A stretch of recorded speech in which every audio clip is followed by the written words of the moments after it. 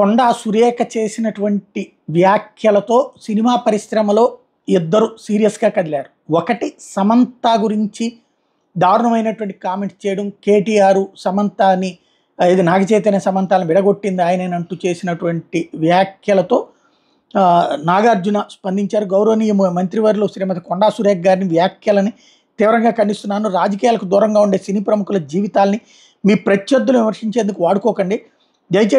దయచేసి సాటి మనుషుల వ్యక్తిగత విషయాలను గౌరవించండి. బాధ్యత కలిగిన పదవిలో ఉన్న మహిళగా మీరు చేసిన వ్యాఖ్యలు మా కుటుంబం పట్ల మీరు చేసిన ఆరోపణలు పూర్తిగా అబద్ధం. తక్షణమే మీ వ్యాఖ్యలు వెనక్కి తీసుకోవాల్సిందిగా కోరుతున్నానని ప్రకటించారు. ఏమంది ఆవిడ, ఏదైతే కేటీఆర్కి సంబంధించిన ఫామ్ హౌస్కి వెళ్ళమన్నారని అందుకు అంగీకరించినందుకు గాను సమంతని వదిలిపెట్టేశారంటూ ఆవిడ చేసినటువంటి దారుణమైనటువంటి వ్యాఖ్యలు ఇప్పుడు పెద్ద ఆగ్రహాన్ని తెప్పించినాయి. నాగార్జున ఫస్ట్ టైం ఇట్లాంటి స్పందించడం. రెండో పక్కన ప్రకాష్ రాజ్ స్పందించారు. ఇదేమి ప్రభుత్వం, ఆడవాళ్ళ జీవితాలతో ఇదేం చెలగాటం అంటూ జస్ట్ ఆస్కింగ్ అంటూ క్వశ్చన్ చేసుకొచ్చారు.